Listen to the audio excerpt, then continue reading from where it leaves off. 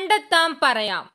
ഉപ്പുകൊറ്റനും അഗ്നിഹോത്രിയും കണ്ടപ്പോൾ പരസ്പരം തോന്നിയ പരിചയഭാവം സൂചിപ്പിക്കുന്നത് എങ്ങനെയാണ്?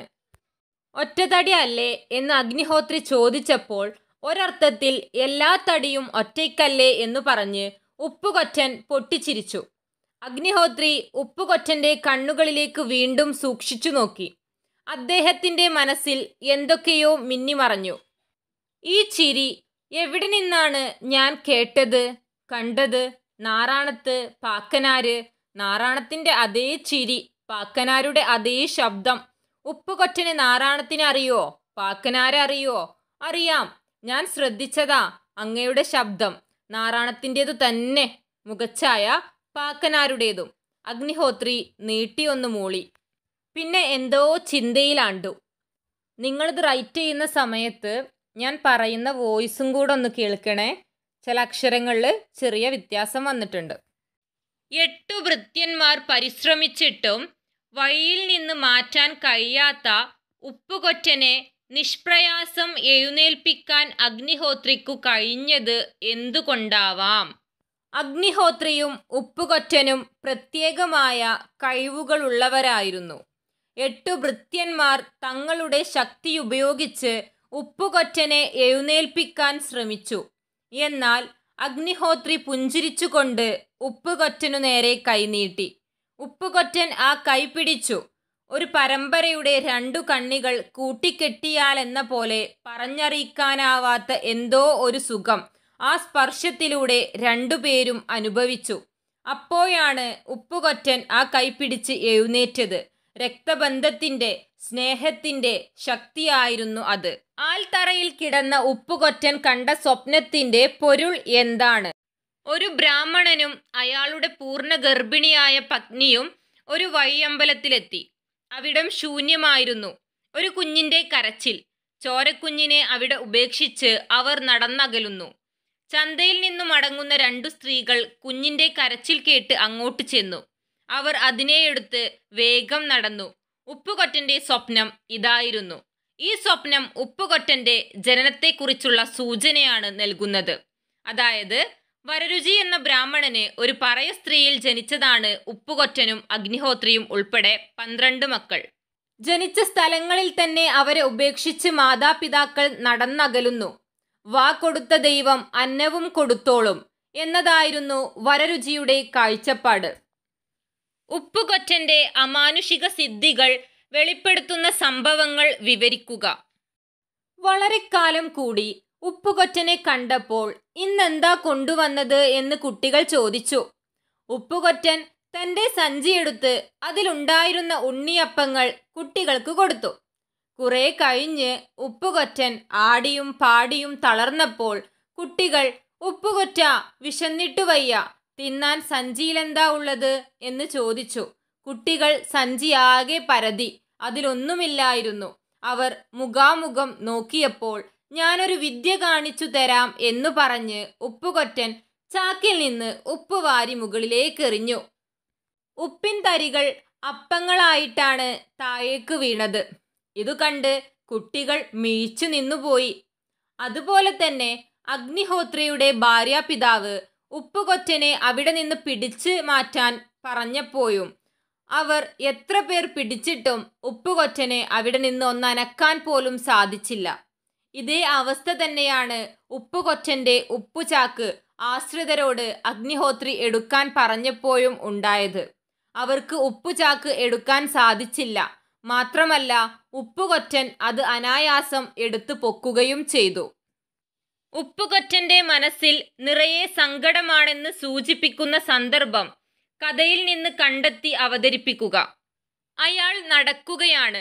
മല കയറി, കാടുകടന്ന്, കുന്നിറങ്ങി, വയൽ മുറിച്ച് പുഴയോരത്തുകൂടെ നടക്കുമ്പോൾ അയാളുടെ മനസ്സ് പലവിധ വിചാരങ്ങളിൽ മുഴുകി. പുഴ പോലെയാണ് തൻ്റെ ജീവിതം. രണ്ടും മുന്നോട്ട് ഒഴുകുന്നു. ചുഴികളും കയങ്ങളും അടിയൊഴുക്കുകളും അങ്ങനെ. പുഴ സമുദ്രത്തിലേക്ക് ഒഴുകിയടുക്കുന്നു. ഉപ്പിൽ ലയിക്കാൻ. അമ്മയുടെ സ്നേഹത്തിന്റെ ഉപ്പറിയാത്ത താൻ ഉപ്പും പേറി നടക്കുന്നു. കൊറ്റിന് ഉപ്പ് വിൽക്കുന്നവൻ ഉപ്പുകൊറ്റൻ. കഥയിലെ ഇഷ്ടപ്പെട്ട സന്ദർഭങ്ങൾ സംഘങ്ങളായി അഭിനയിക്കൂ. ഏതൊക്കെ ഭാഗങ്ങൾ നിങ്ങൾക്ക് അഭിനയിച്ച് കാണിക്കാം എന്നുള്ളതാണ് ഇവിടെ തന്നിട്ടുള്ളത്. ഫസ്റ്റ് വൺ, ഉപ്പുകൊറ്റനും അഗ്നിഹോത്രിയും ആദ്യമായി കണ്ടുമുട്ടുന്ന അവസരം. അഗ്നിഹോത്രിയുടെ ഭാര്യാപിതാവ് എത്തിയപ്പോൾ ഉണ്ടായ സംഭവം.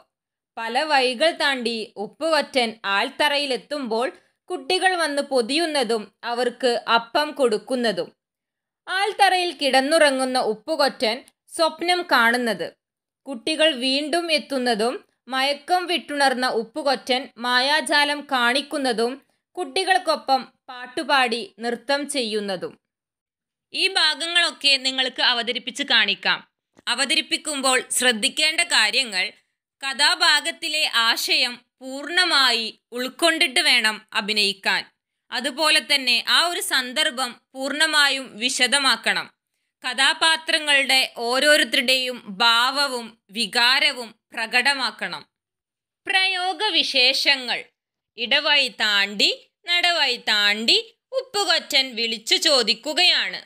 അയാൾ നടക്കുകയാണ്. മല കയറി, കാടുകടന്ന്, കുന്നിറങ്ങി, വയൽ മുറിച്ച്. അടിവരയിട്ട പ്രയോഗങ്ങളുടെ ഉദ്ദേശ്യം ചർച്ച ചെയ്യൂ. ഇവിടെ തന്നിരിക്കുന്ന 2 സെന്റൻസിലും കുറച്ച് ഭാഗം അണ്ടർലൈൻ ചെയ്തിട്ടുണ്ട് അല്ലേ? ആ ഒരു ഭാഗത്തിൻ്റെ ഉദ്ദേശം എന്താണ് എന്നുള്ളതാണ് നമ്മൾ റൈറ്റ് ചെയ്യേണ്ടത്. ഉപ്പുകൊറ്റൻ്റെ അലച്ചിലിനെയും ദീർഘമായ യാത്രയെയുമാണ് ഇടവഴി താണ്ടി നടവഴി താണ്ടി എന്ന പ്രയോഗം സൂചിപ്പിക്കുന്നത്. മല കയറി, കുന്നുകടന്ന്, കുന്നിറങ്ങി, വയൽ മുറിച്ച് എന്ന പ്രയോഗം ഉപ്പുകൊറ്റൻ്റെ സഞ്ചാര വഴികളെയും പ്രദേശത്തിൻ്റെ സവിശേഷതകളെയും സൂചിപ്പിക്കുന്നു.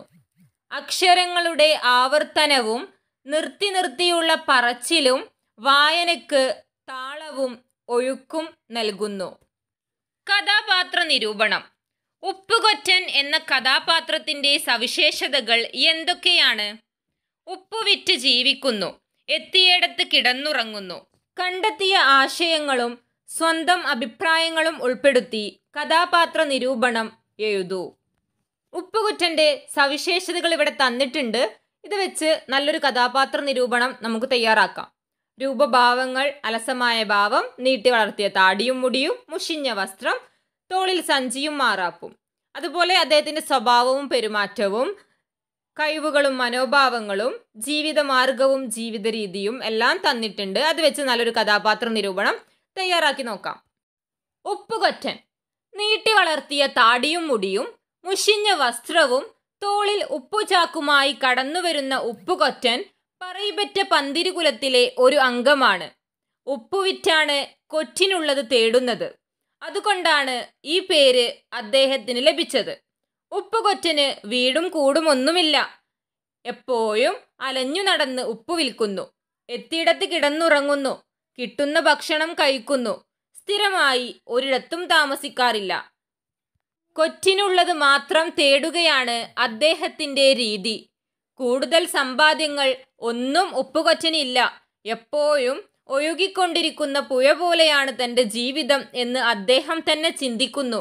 യഥാർത്ഥത്തിൽ നിലയ്ക്കാത്ത യാത്രകളാണ് അദ്ദേഹത്തിൻ്റെ ജീവിതം. ഉപ്പുകൊറ്റൻ വലിപ്പച്ചെറുപ്പങ്ങൾ കാര്യമാക്കാറില്ല. ബഹുമാനിക്കേണ്ടവർ എന്ന് മറ്റുള്ളവർ കരുതുന്നവരോട് അയാൾക്ക് യാതൊരു ബഹുമാനവും ഇല്ല. എല്ലാവരും മനുഷ്യരല്ലേ, ഒരേ ചോരയല്ലേ എന്നതാണ് അദ്ദേഹത്തിൻ്റെ ചോദ്യം. ഇത് സമത്വ ചിന്തയാണ്. ആരും ആരെക്കാളും താഴെ അല്ല എന്ന ബോധ്യമാണിത്. കുട്ടികളോട് വലിയ സ്നേഹമാണ് ഉപ്പുകൊറ്റന്. അനേകം അത്ഭുത സിദ്ധികൾ ഉള്ളവനും മായാജാലങ്ങൾ അറിയുന്നവനുമാണ് ഉപ്പുകൊറ്റൻ. കുട്ടികൾക്ക് നൽകാൻ എപ്പോഴും എന്തെങ്കിലും അദ്ദേഹം കയ്യിൽ കരുതിയിട്ടുണ്ടാകും. മറ്റുള്ളവർക്ക് നന്മ ചെയ്യാനാണ് തൻ്റെ കഴിവുകൾ അദ്ദേഹം പ്രയോജനപ്പെടുത്തുന്നത്. എന്തുകൊണ്ടും പ്രത്യേകതകളുള്ള വ്യക്തിത്വമാണ് ഉപ്പുകൊറ്റൻ്റേത്. മഹത്വത്തിൻ്റെ അടയാളങ്ങൾ ഈ കഥാപാത്രത്തിൽ ഉണ്ട് എന്നതാണ് സത്യം. ചർച്ചക്കുറിപ്പ്: എല്ലാവരും മനുഷ്യരല്ലേ, ഒരേ ചോരയല്ലേ? ഉപ്പുകൊറ്റൻ്റെ ചോദ്യം ഇപ്പോഴും പ്രസക്തമാണോ? ചർച്ച ചെയ്ത് കുറിപ്പ് തയ്യാറാക്കൂ. മതമേതായാലും മനുഷ്യൻ നന്നായാൽ മതി എന്ന കാഴ്ചപ്പാടിന് സമാനമാണ് ഉപ്പുകൊറ്റൻ്റെ വാക്കുകൾ. എല്ലാവരും മനുഷ്യരാണ്, ഒരേ ചോരയാണ്, അതുകൊണ്ട് പ്രത്യേകമായ ബഹുമാനം ആരും അർഹിക്കുന്നില്ല എന്നാണ് ഉപ്പുകൊറ്റൻ്റെ അഭിപ്രായം. ബഹുമാനം പ്രവൃത്തികൾ കൊണ്ട് നേടിയെടുക്കേണ്ടതാണ്. എല്ലാ മനുഷ്യരുടെയും സിരകളിലൂടെ ഒഴുകുന്ന രക്തത്തിന് ഒരേ നിറമാണ്. പിന്നെങ്ങനെയാണ് ചിലർ ഉയർന്നവരും ചിലർ താഴ്ന്നവരും ആകുന്നത് എന്ന ചോദ്യമാണ് ഉപ്പുകൊറ്റൻ ചോദിക്കുന്നത്. മനുഷ്യർ സമന്മാരാണ് എന്ന ചിന്തയാണ് അദ്ദേഹത്തെ നയിക്കുന്നത്. ഉപ്പുകൊറ്റൻ്റെ ഈ അഭിപ്രായം ഈ കാലത്തും പ്രസക്തമാണ്. നമ്മുടെ ഈ സമൂഹത്തിൽ ഇന്ന് പലതരത്തിലുള്ള വേർതിരിവുകൾ നിലനിൽക്കുന്നുണ്ട്. നിറത്തിൻ്റെ പേരിൽ, സമ്പത്തിൻ്റെ പേരിൽ, ജാതിയുടെ പേരിൽ, ഇങ്ങനെ പലതരത്തിലുള്ള വേർതിരിവുകൾ നിലനിൽക്കുന്ന കാലത്തോളം ഉപ്പുകൊറ്റൻ്റെ വാക്കുകൾ പ്രസക്തമാണ്. കഥ പറയൽ. പറയിപെറ്റ പന്തിരുകുലത്തിലെ മറ്റംഗങ്ങളെക്കുറിച്ചുള്ള കഥകൾ വായിച്ചറിഞ്ഞ് അവതരിപ്പിക്കൂ. അപ്പോൾ പറയിപെറ്റ 12 മക്കളെക്കുറിച്ചുള്ള കഥകൾ നമുക്ക് മറ്റൊരു വീഡിയോ ആയിട്ട് ചെയ്യാം. ഓക്കെ.